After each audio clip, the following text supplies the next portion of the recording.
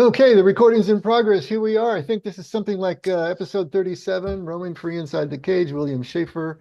We've been at this for a while now, and we're making some tracks. What are we, about halfway through the book right now? A little bit more? Yeah, looks that way. Yeah, we're tearing it up, can I say? I did want to move back. It's always a little difficult when we, um, don't get through a section and then we need to go back because it feels, at least it does to me, like we just need to go back and hit a couple of things. So we'll start at page 82 and just hit a couple of areas in the material that we've already covered about type 5 so that we can just have fresh in our minds, the holy ideas, the initial woundings, and so on and so forth as we move into the pivot of the Tao tonight. And so we'll hit a couple of those as we go forward. Uh, I don't know if there's any old business that needs to be discussed from last week. Anything that you've been thinking about that you want to bring up before we dive into the text? Yeah, I last time I'd brought up this day that the point of avoidance, Russ Hudson was saying the point of avoidance was not just emptiness, but a being itself. And I forgot who asked me what that meant, and I didn't have a clear thought on it. Um, but I was thinking about this quote, I think, therefore I am. And the idea that many of us, and I think especially type fives on the Enneagram, derive their sense of being from thinking. And Russ would make the suggestion that what they're avoiding is just being fully present, and thinking is how we escape presence. Mm.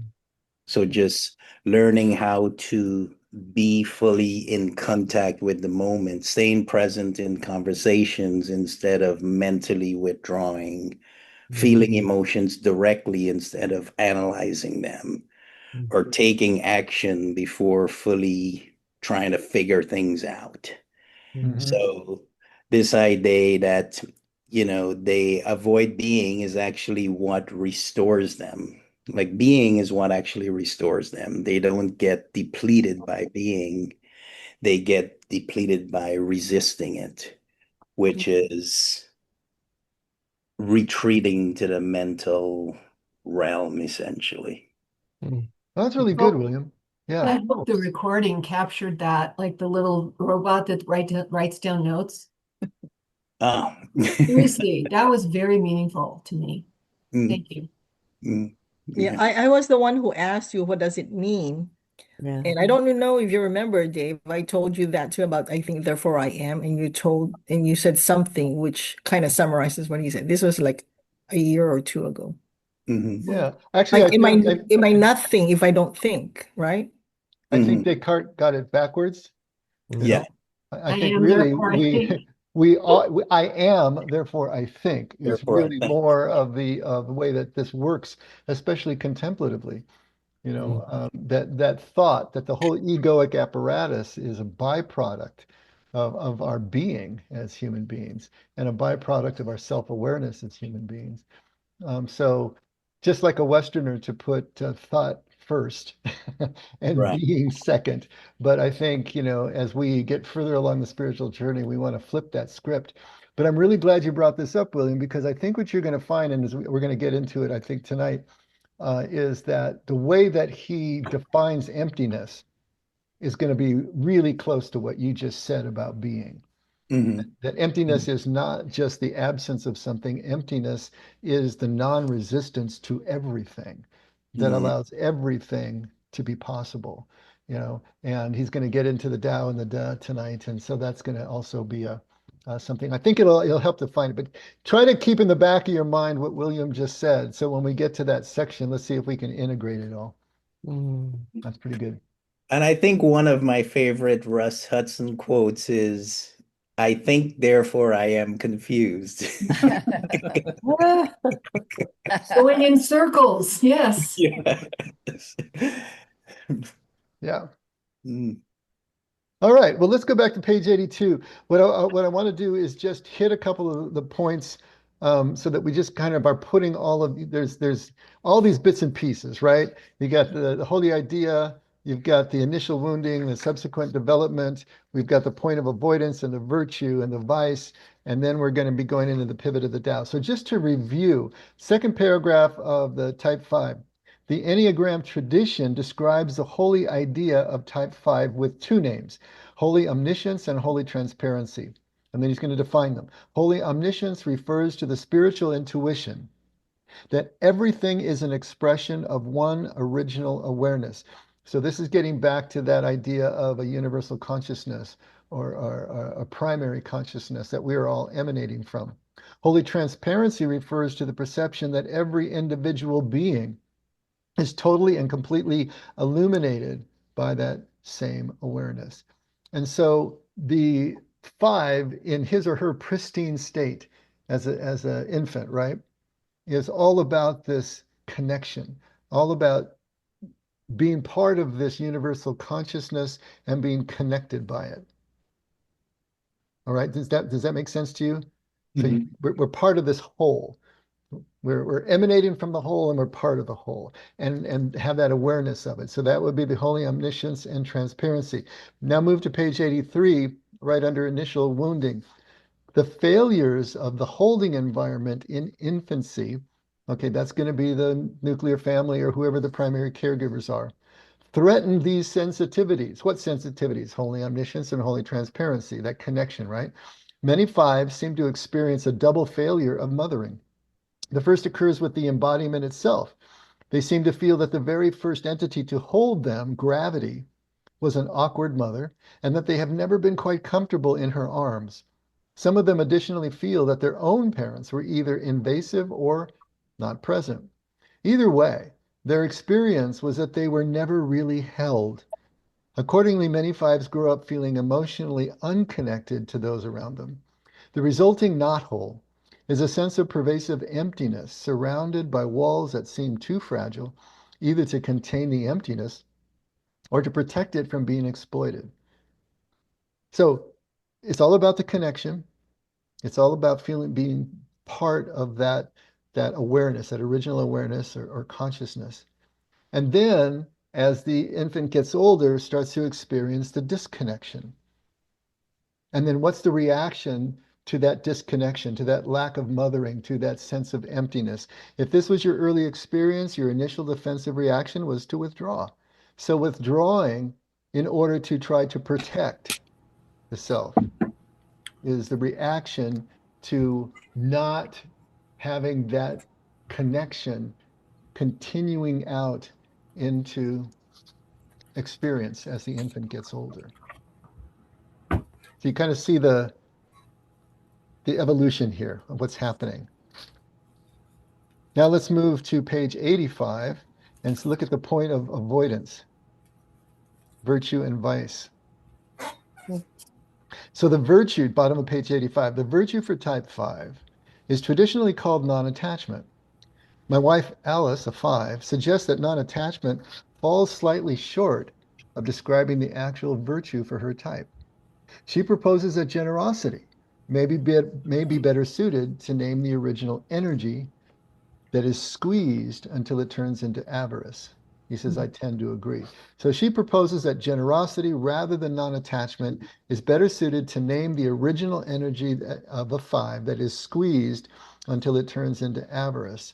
And he tends to agree. Now, we made sure that we talked about generosity not as a good deed that we normally would think of it as, but that this being non-attached allows us to let our assets, our resources, or those parts of ourselves simply flow because we're not clinging to them anymore. We're not being attached to anything. We're not avoiding anything. We're allowing things to flow through. In other words, the fear is not there that would cause us to hoard things, to dam them up. And so this looks like generosity because we're allowing things to flow through us. And so think of it as not attachment, think of it as generosity, but it's this ability to allow things to move through. non-attachment seems such a neutral term.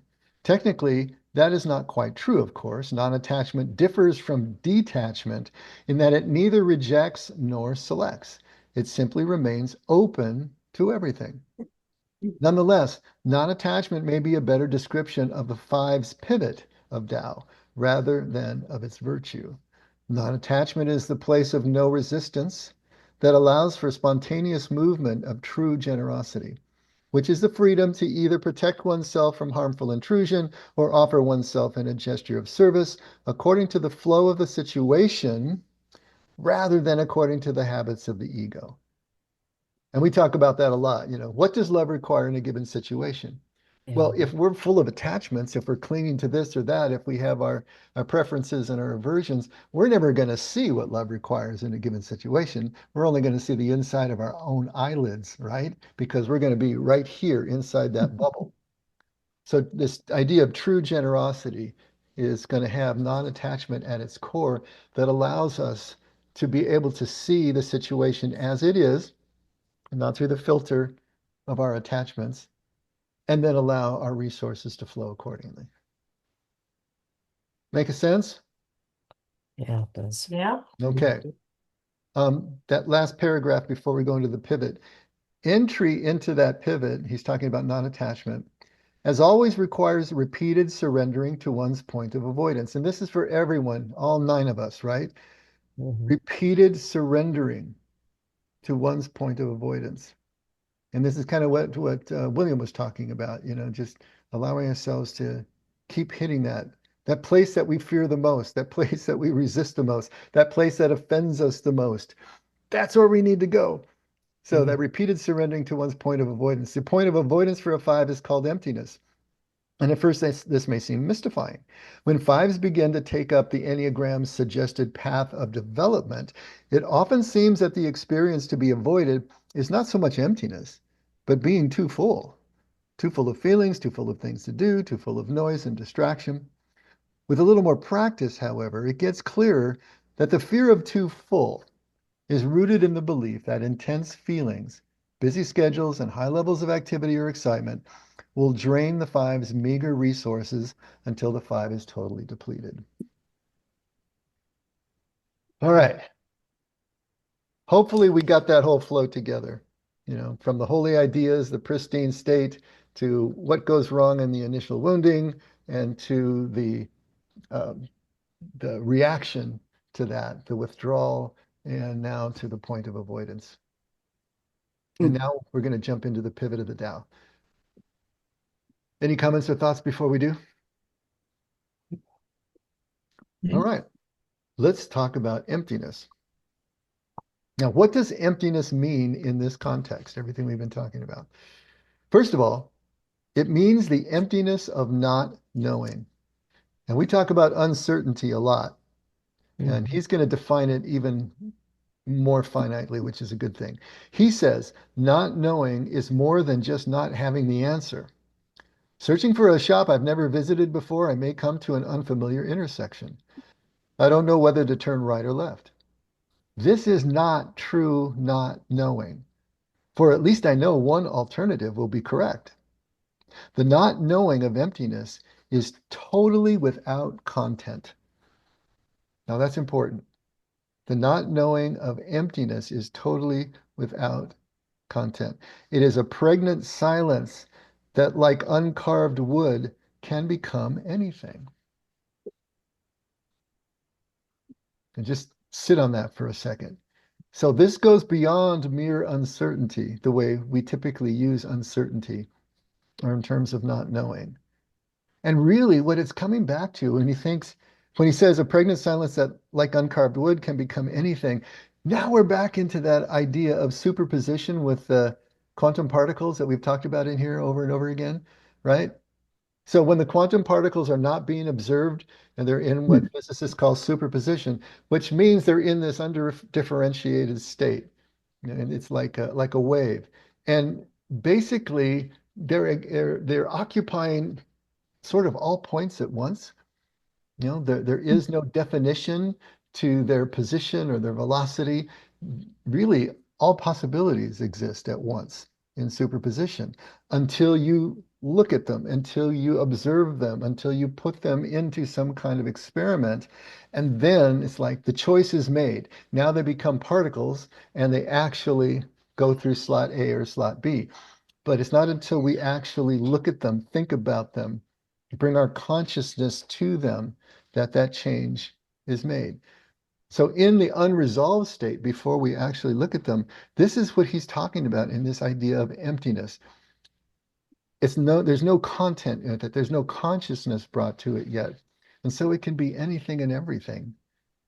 I know it sounds crazy, but this is really what the physics of our universe are based on. And so we're mirroring that in our own spiritual and conscious psychological journeys. Can I say something? I hate blurting. No, go ahead. I'm terrible at blurting. I was just thinking that for fives, might be why thinking becomes such an anchor, because of that feeling of nothingness, of falling, of feeling like you have to have something to hold on to. So you build, like Harold in the Purple Crayon, you make your world, right? That Mhm. sounds crazy. Okay. No, this is true. Just I mean, the uncarved wood. Everything is possible. It's the truth. The blank canvas, right, Sandy? Yeah, I know it. Hmm. Only now we can carve the wood with a laser printer. Hey, Because my hand is hurting for blowing. creation. To both Sandy and Lori's point, one of the things that I've heard about our Western culture that is creating so much anxiety is that there's too much choice. You walk down the aisle of the supermarket and you're bombarded by just dozens upon dozens of choices in every category, in everything that you might want to choose. It's almost like superposition. Everything is possible. All this stuff is out there. And you got to choose somehow. You need to choose even what to look at, what to observe. And so the way that we protect ourselves is to withdraw, to shut down sometimes. Yeah.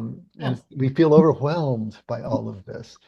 And I think that's a common feeling that we're having. And maybe it is more defined in fives, you know. And so to think about things very finitely, to imagine a certainty about one certain thing is also a hedge Mhm.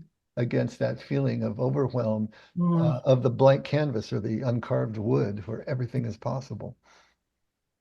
Yeah, instead of like having that experience like a kid in a candy store where you have like this infinite amount of possibility in front of you that's exciting. Like we're trying to nail things down to the specifics that Mhm. kind of robs us of that freedom of not knowing, right? Absolutely. And it's just like we talk about, we can't stand to leave a paradox unresolved. Yep. We've got to resolve it. We got to make a choice. Yeah, The contradiction can't stand, the seeming contradiction can't stand.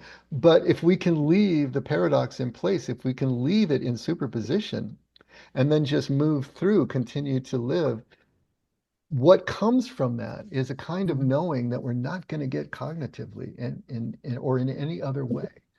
The experience of being in the midst of that um, uncarved wood, if you will. There's a whole different quality to life that comes from that. And so to learn to leave those things unresolved, to hold them together in one embrace as we move through, not have to choose. In other words, leave things unitively rather than try to create a duality out of them. But that's what our minds do. Our minds can compare and contrast. As soon as we put something into words, we've created a duality. So not to name things, to just be present to them is leaving them unitive, leaving them in superposition, leaving them in emptiness by his definition, without form, without content, just pure experience, pure being, as William was talking about at the top. Yeah. And I like the way he's defining emptiness there because it wasn't what I was thinking about initially.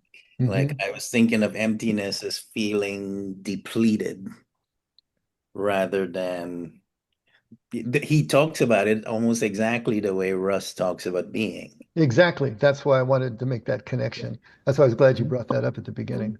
Loss of grounding. Hmm. Mhm.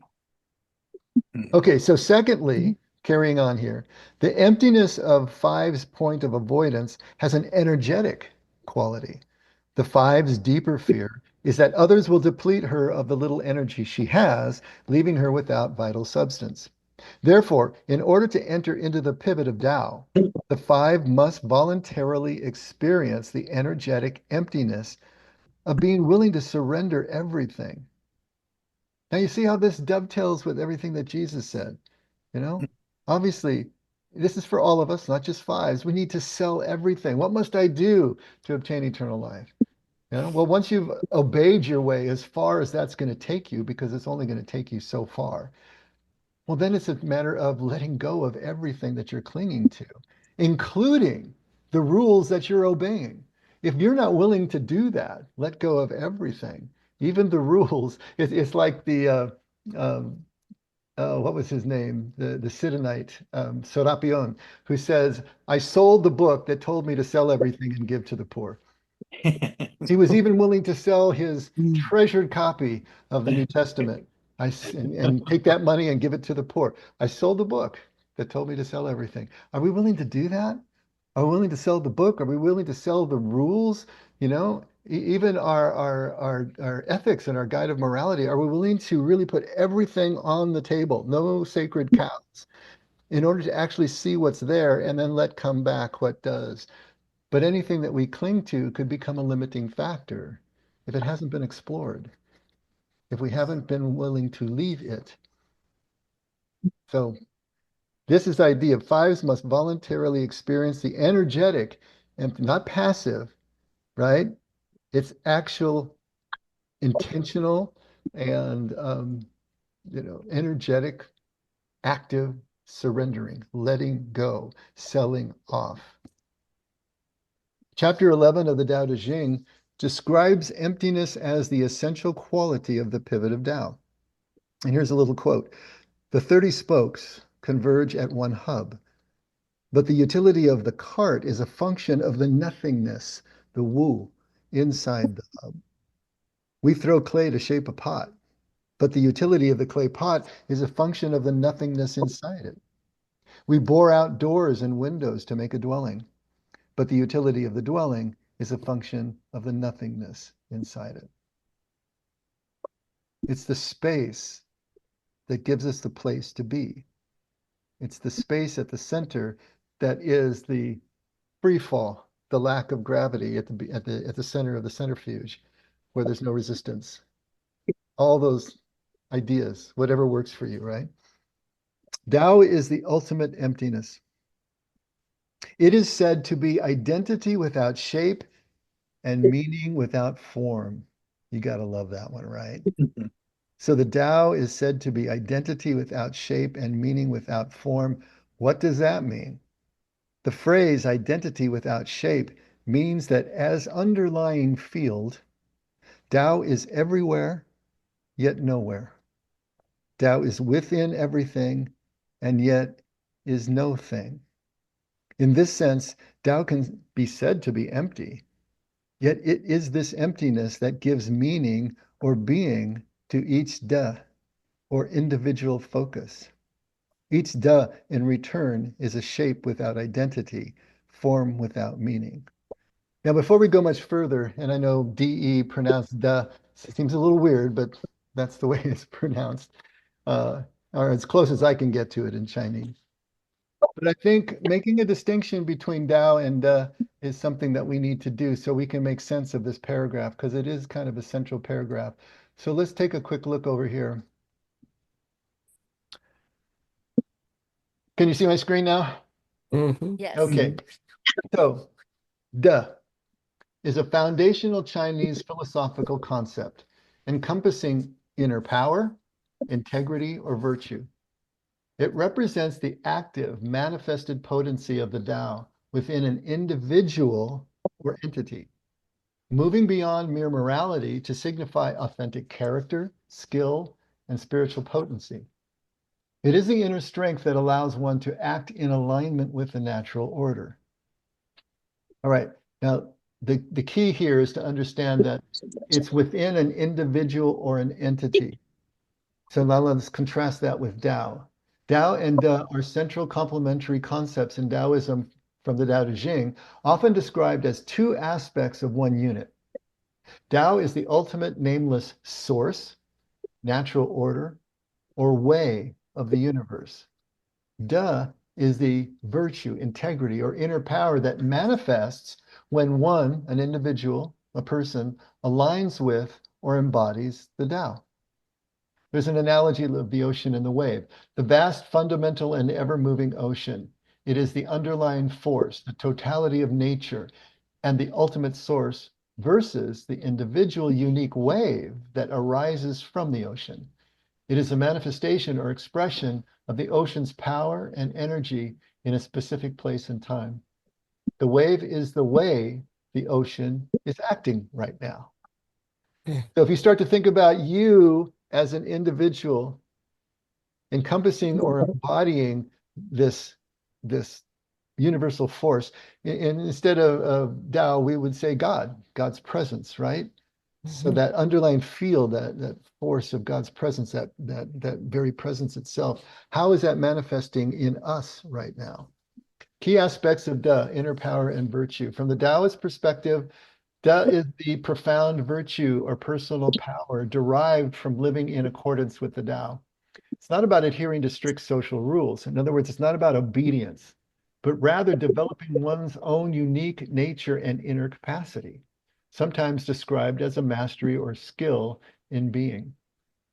From the Confucian perspective, Da is interpreted as moral character, virtue, and ethical integrity, which are byproducts of this, but really aren't the central issue. There was a real contrast between Taoism and Confucianism, and especially in Chuang Tzu, he's bringing that out in his writings and trying to get people away from mere performative and obedient ways of practicing virtue and taking it in that deeper sense. In many ways, it's the same that Jesus had the same conflict with the Pharisees, who were all about performing under the law. And Jesus is trying to bring that into an inner awakening and an inner truth. Let's see. So Da is interpreted as moral character, virtue, and ethical integrity. Confucius viewed it as a moral power that should be built up through love, sincerity, and proper action, filial piety or loyalty, and Chuang Tzu refuted this. Development and cultivation, Da is nurtured through self-reflection, maintaining a calm mind, and aligning one's actions with high-level awareness. It involves conquering inner desires and cultivating inner peace. So now we're back to the non-attachment, right? Key differences between Tao and Da. Definition in nature, Tao, the fundamental, nameless, and void source of all existence. Now we're back to emptiness again. The cosmic way or path. It is the origin of the 10,000 things. All the bits and pieces that we see around us, all the diversity of the perceived world has its origin in Tao, has its origin in God. So the one thing gives rise to the many. Da, the virtue, power, integrity, or character of an individual entity.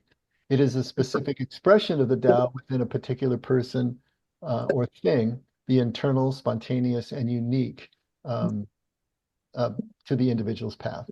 The effect. The effect. There you go. That's why we're chasing the effect of God's love in our own lives. We are the Tao. Yeah, God Lori, is the duh. Tao, right? Ah, Thank you, Lori, for that little commercial there. Tao is the source, the flow, while Da is a manifestation of that source, like the ocean and the wave. As phrased in the Sheng Jing, when spoken in the context of a person, Tao is called Da. Okay? Is this starting to make sense? Ultimately, there are two aspects of one unit, as shown in the Tao Te Ching. Tao gives life, and Da nourishes. Ultimately, Da serves as the bridge between the absolute principle of the Tao and the individual agent, embodying the expression of profound, authentic being. In contrast to Western possessive individualism, which focuses on autonomy and separation from surroundings, Chinese forms of individualism tend to stress the fulfilling of potential in connection to a larger whole. Okay. So I'm hoping that you're getting the idea here now, between the Tao and the Da. So let's go back to the text now. Let's see, where's a good place to go back to? Tao is within everything and yet is no thing. In this sense, Tao can be said to be empty, yet it is this emptiness that gives meaning or being to each Da, or individual focus.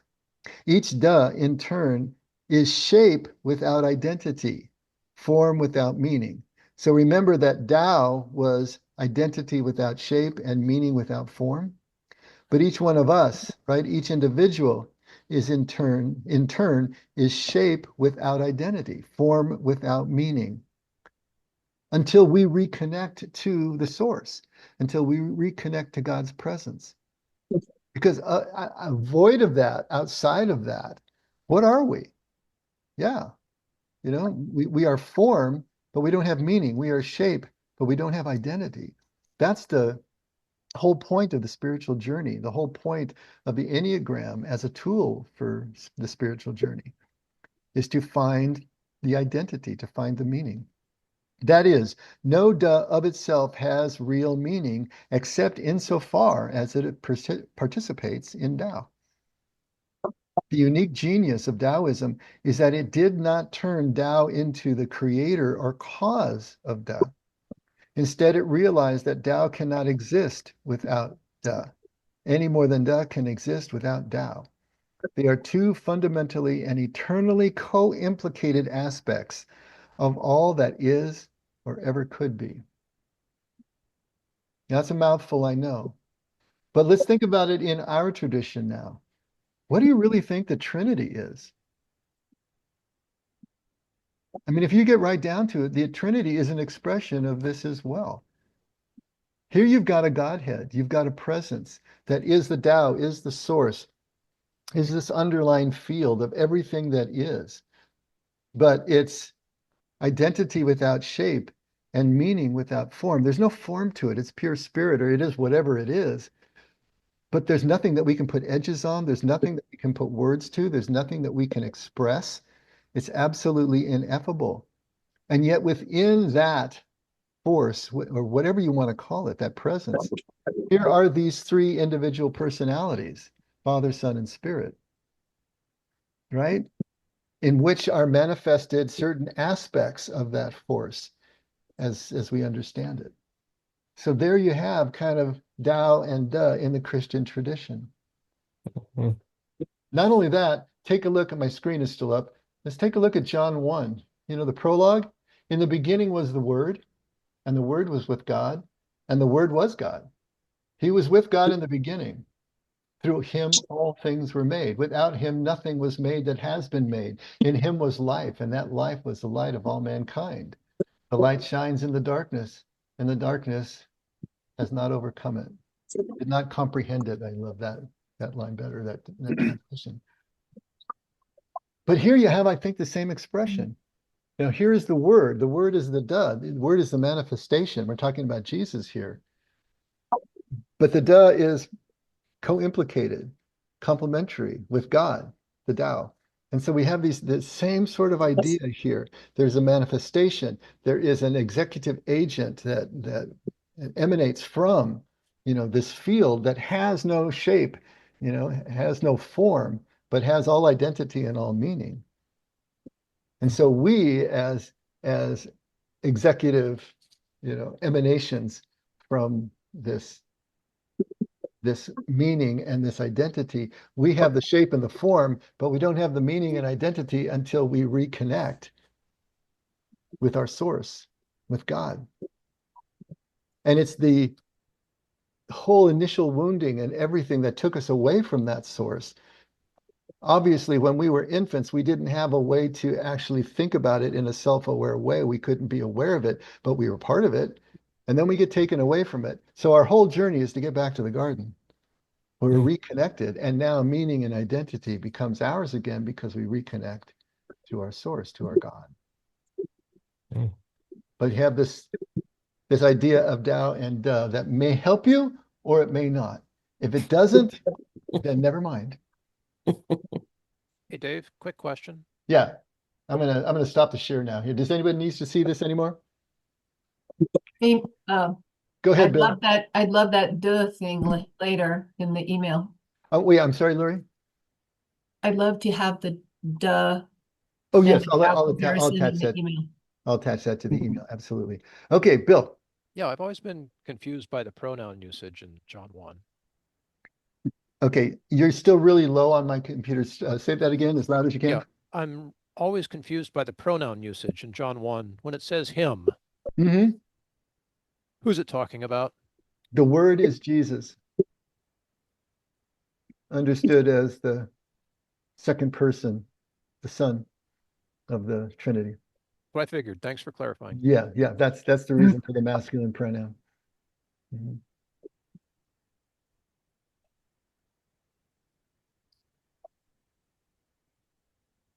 And you even have the idea of the logos. This is where the analogy kind of breaks down, because in Greek, the idea of logos is that underlying reason underneath all of creation. And so that starts to sound more like Tao than the, you know. But in Aramaic, melta means word. It has more of that sense of an actual premise, a narrative, a story behind it, which really brings us back to the individual entity again. So yeah, the analogies aren't perfect, but I think that they're pointing at the same thing. You know, there's this idea that there is this vast presence that is ineffable and we cannot describe it. We can't make a graven image out of it. But all of us, we are emanations from that. You know, that do have form and do have substance.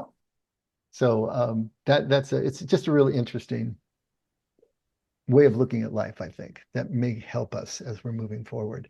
But the main takeaway, I think, from all of this is that we don't have meaning, we don't have identity in and of ourselves. Just as Jesus said, I don't do anything of my own initiative, right?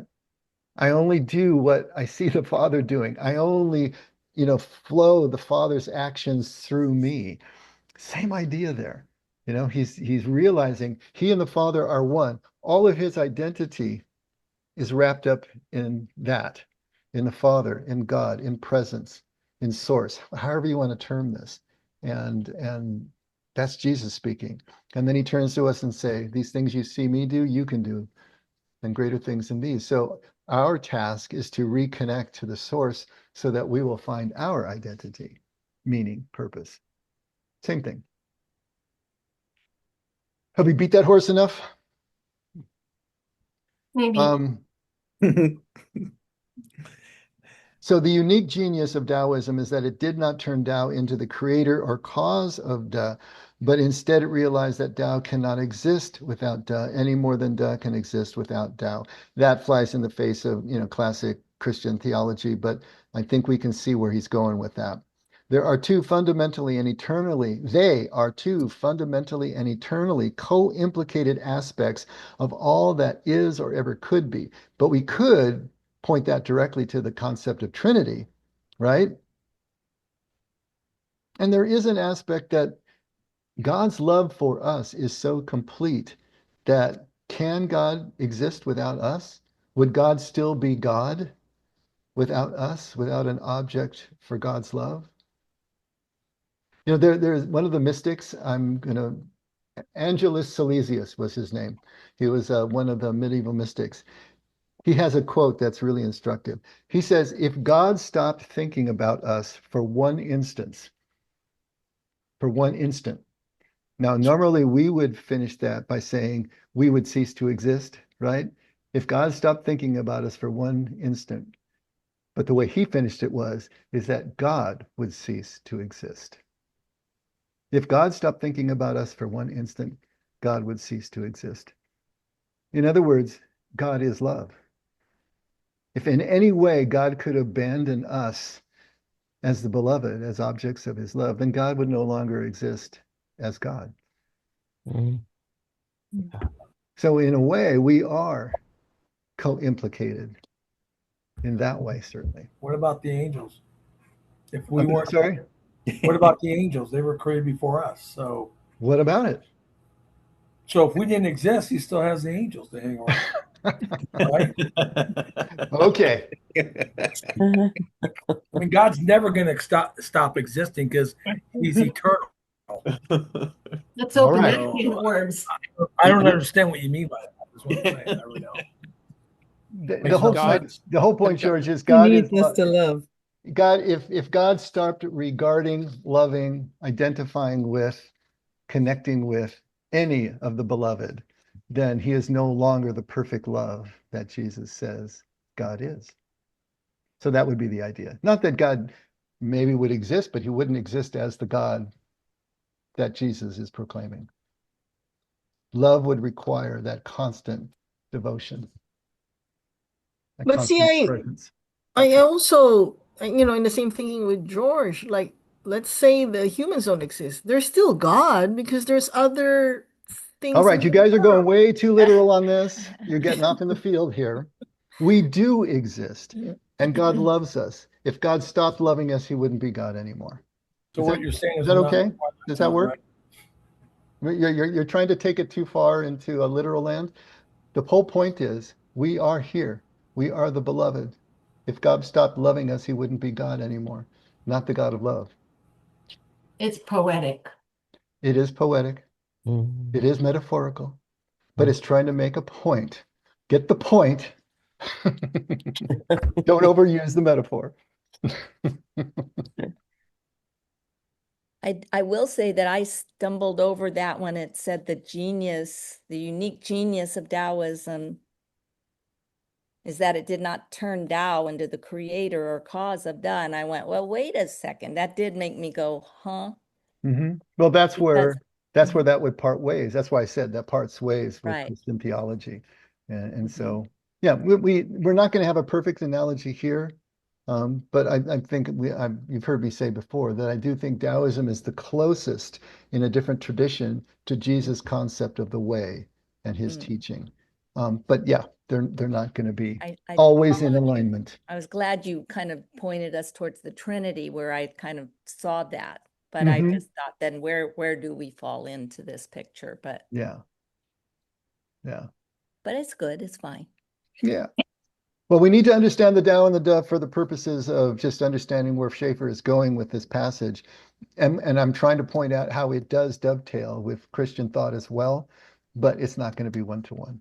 And we're not going to become Taoists. We're going to stay Christians. So we're going to stick with our theology and tradition. But to bring this in where it illuminates, great. Where it doesn't, take what you need and leave the rest, obviously. Mhm. Okay. They are two fundamentally and eternally co-implicated aspects of all that is or could be. This is entirely consistent with the fundamental Taoist paradigm that apparent opposites are always mutually co-implicated. That would be like yin and yang, right? If we apply this to the situation of the five, we find that emptiness and fullness are two mutually implied aspects of one underlying reality. This realization places one at the very heart of the five's pivot of Tao. So emptiness and fullness. The spiritual task of the five is to take this whole last paragraph, right? And translate it from concepts into lived experience. Well, that's a lot easier said than done, right? But that's the deal here. The drop into emptiness is not, as the five's ego fears, a fall into self-annihilation. The ego, particularly our Western version of it, divides everything into being and non-being, right? It's going to look at things in terms of duality. It believes that emptiness is non-being or nothingness and is terrified of it. But when we experience rather than think about emptiness, experience rather than think, we find that it is not nothingness, it is presence. However, it is presence without form. Experiencing emptiness, therefore, does not mean feeling nothing. It is experiencing a type of presence, but one that has no content. This is exactly what contemplation is all about. When you move into that place of choiceless awareness, as Cynthia Bourgeault likes to call it, if you move into that place where you are experiencing but not naming, not creating thoughts around it, not bringing a point of cognitive focus to it, then you are in that place of presence, but presence without form, emptiness, not feeling nothing, but experiencing a type of presence that has no content. There is no thought about it. There's nothing, we've not drawn lines around it. We've not drawn a chalk outline around it. We've just letting it be what it is. This is the same idea that the Desert Fathers and Mothers had about solitude. It wasn't being alone. Solitude wasn't being alone. It was being alone with God, alone with presence. Mhm. And that changes the whole thing. That changes the nothingness into fullness, but fullness without form, without content. Okay? And then he continues, and formless presence, although empty of content, requires a response from the one who experiences it. The response, though, is not one of knowing, thinking again, right? Naming. That simply turns the formless into some sort of content. Mm. We've just done it again. As soon as we think about it, as soon as we name it, we've turned it into content in our minds. And it's no longer what it actually is. Now we're just looking at our eyelids again.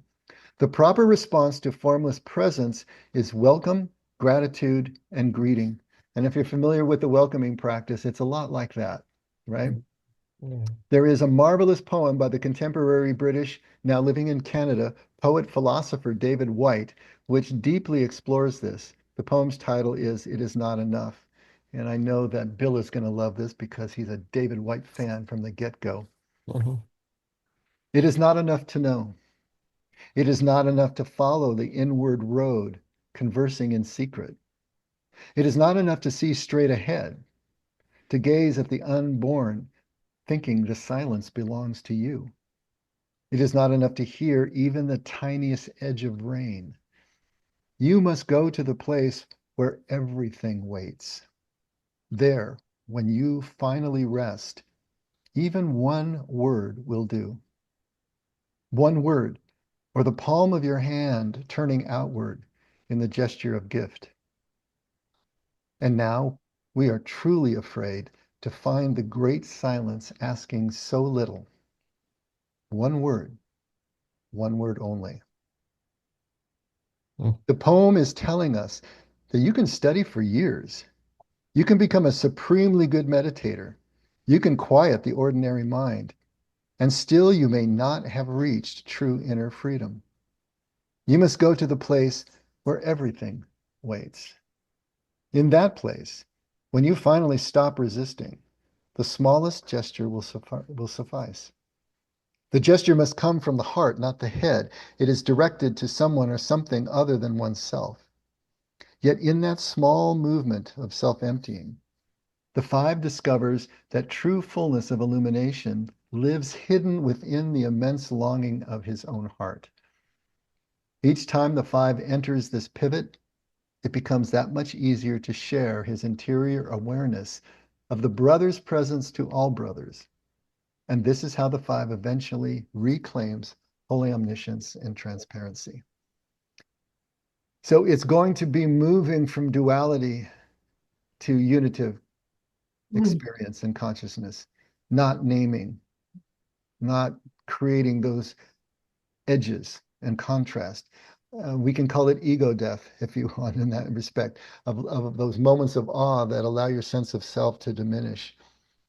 Identifying what you're still clinging to and consciously, intentionally letting go of that as well. And how do you do that? By continuing to lean into the point of avoidance, that thing that you resist most, the thing that offends you the most, the thing that you fear the most, by continuing to lean into that, welcome that, own it, and then move through it back to the present moment. that's the only way this works for any of us, whatever type you are, is that continue exposure therapy to the thing that you fear the most.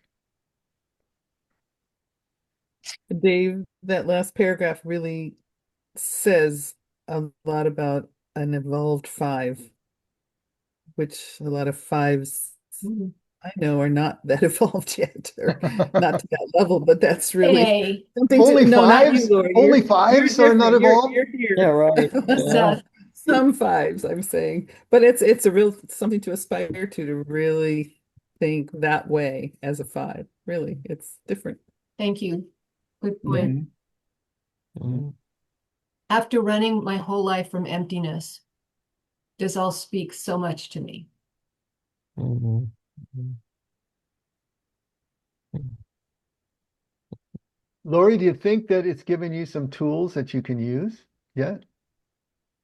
Or is it just kind of defining the water and yet you're still drowning? Um, there are millions of tools. How to be a craftsman with those tools is an art form I haven't always achieved. Mhm. I nevertheless am seeing tools. Okay. I am touched deeply by this idea of staying with the empty because I know that's where it's at. Mhm. Mhm. What was the name of your, I don't know if it was your Substack page, but had the word fullness in it? It was an old blog, Frequency of Fullness. Frequency of Speaking fullness. of frequency, tonal frequency, yeah. I was moving from the frequency of loss and emptiness to the frequency of fullness. So being afraid of Lori, it. do you think that's germane to what we're talking about tonight? Absolutely. And I think the fullness comes from emptiness. Then why don't you, can you email me the link to your Substack? And Oh. I'll include it in the email tomorrow. Yeah, it's complicated. I'll explain it later, but Substack is different from that old blog, but I have the story on Substack, so I'll send it to you. Okay, great. Yeah. You bet. Mhm. Thanks, Lindy, for noticing. Sister. Sisters. Yeah. There were never such devoted sisters. She's a Any good other thoughts or comments on our fives? We actually finished the fives tonight. I have my thoughts because I've been writing notes. Okay. Okay. good for you. I know. So on page 87, the last paragraph, this is the one that ticked in my head. The spiritual task of five is to take the last paragraph translated from concepts to lived experience. So to tell you the truth, you talk about fullness, too full. This is to me is concepts and abstractions is too full. So I'm very concrete. And like you said, very literal, right? So in the meantime, I'm writing notes at the side that goes back to page 86. So this is a recent lived experience, and it's very concrete. When it says here, too full of things to do, distractions. So I just finished last week my 2025 tax filing, and I got a refund. I go, whoo! For the first time, I got a refund of so many years. My sister got a refund. A colleague got a refund. And this colleague who's very cerebral says, oh, it's because of the Trump, what is it, the tax codes that he changed. So many of us got refunds. And she says, I can explain to you what the tax codes are. To me, my lived experience of being concrete, I don't care to know the tax codes. I got a refund and I'm happy. And when you talk about full surrender, I trusted my tax preparer. I surrender to him. I give him my money. I paid you. I don't need to know. Is it exact? Is it, did you get everything? I don't care. So that's my lived experience. I surrender to him. I trust him. I don't need to know the details. And I got a refund. So Isn't what that are you lived going to share experience? it? Huh? Say again? Yeah, what are you going to share it? What am I gonna? Oh, I just shared you with my story. Is that what you meant? No, I want some hardcore cash, baby. Come over to the Generosity. effect, and I'll buy you. I'll make something. I'll bake something for you. I'll buy you something. Buy me a ribeye steak, and we're good to go. I'll do that. We'll come I over. want prime, not select. Well, if you're in Las Vegas, what? You're 5-6 hours away. That's No, I'm about 3.5. Oh, well, then even better. I So drive fast. here's a question, Ellen. Your ability to let go of the details in this situation, is that just because you couldn't care less about the tax code, or because you're really trusting? And would that same that same feeling port over to, say, the medical? I mean, Yeah, that's you just different. not care about details of the medical, or are you digging in there?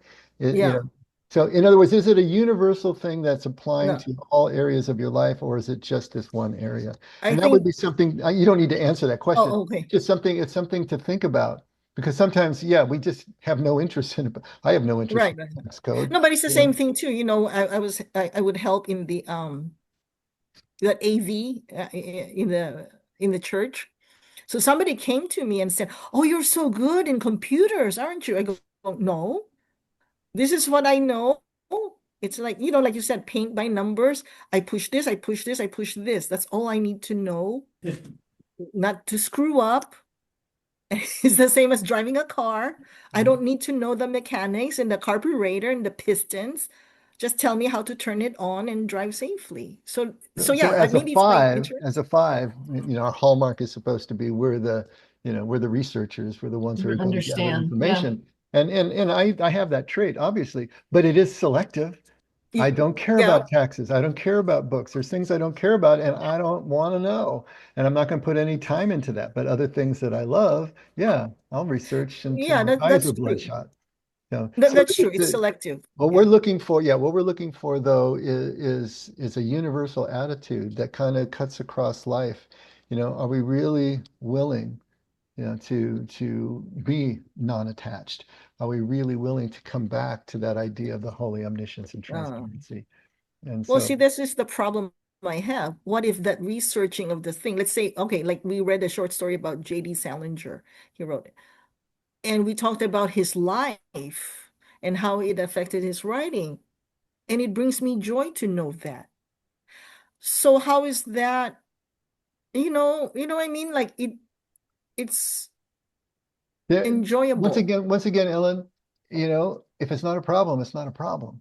There's nothing wrong with that, obviously, unless your search for knowledge now becomes a replacement for genuine connection, vulnerability, and openness. If we're starting to use our search for knowledge as another wall of the fortress that we build to protect ourselves, then it becomes a problem. And part of what we're doing here is getting aware enough to be able to know the difference. And that's important for us, because we want to remove those walls. We want to be able to move into this place of real connection, emptiness, whatever we're going to term it. And yet at the same time, we're going to do what we do as fives, or 1 through 9s. It doesn't really matter. And there's beauty in all of it, as long as it doesn't become unbalanced. So if the higher you get, like 7, 8, 9, does that mean you're more difficult to deal with? I think I scored a 9 That when I is an did that. interesting question. There's no Test. ranking, Wait, George. wait, wait. But I think it's a No ranking. circle. 8, 7, 8, 9. It's not that it's higher. It's not a stratosphere. I know, we don't It's know a if he's joking or circle. not, but No, hopefully. I don't know. I don't know much about this. I'm Okay, George, it's like the legitimate. Knights of the Round Table. It's a round table because there's no head to the table. Everyone is equal at the table. Same thing with the Enneagram. Every number has value. Right. Are you serious? George, I think the 9s are definitely more evolved. There you go, William. That's why they're at the top of the circle. Such a 9. I have no. I think that's what I scored. I know I Touchette, William, touchette. I scored a higher number. Oh man. All right. All right. Well, let's leave it there. We'll pick up 8s next week. But this is good. I really Ye- enjoyed this discussion. Here Good come job, the everyone. eights, Ellen. All right, on. All right, Scotty. Thank you, God, for this time, the adventure that we're on. We're learning and growing and getting more wisdom and knowledge, and so many aspects of our life can change if we allow them to be changed. So give us the wisdom and the knowledge to know what's right and what's wrong, if there is such things to be defined by our circumstance or situation. Just allow us to see the truth in our circumstances and follow that truth to the point of the greatest expression of love. We love you, Lord. Thank you for loving us and being our example. It's in your precious name, Lord Jesus, that we pray and we give our thanks and say our amens. Amen. Amen. Amen. Thanks, everybody. Wonderful. I saw that, Sandy. I'm not sure everybody did. You made me laugh right when we were going to pray. Show what you wrote. What did you write, Sandy? What did we miss? Right. You're muted, Sandy. It's in chat, isn't it? Not a trap. I'm not getting a refund. Sandy, okay, go ahead. I'm not getting a refund. No, and I'm a bartender. I get tips, and I'm still not getting a refund. So, Uh-oh. nope, All I saw nope. was And I've I'm been not paying all getting a year refund. long. What, Lori? I've been paying all year long. I don't know what's going on, but it's not like I haven't. I've been getting a paycheck and having money withheld all year. But you know what? My expectations were I did never expected a refund because I've never gotten one, so I was fine. You And I need to completely let call go of Ellen's accountant. Yes. it. Or just call That's Ellen. true. I did like let TurboTax run with it. Okay, amen. Sorry. Amen. All right. Good night, See y'all you guys. Sunday. Bye, Bye, guys. Sandy. All right. Bye, guys. Okay. Good night. Good night, Good everyone. Thank you, Dan. Bye, guys. Good night. Good night. Good night. Good night. Good night. Good night, Bill. If I can Good get night, out of George. here. Good And night. Scott, if you're still there. And Jordana. I know you're still there. Good night, All right, dear. I'll see you on Sunday. See you Sunday, dear. All right, bye.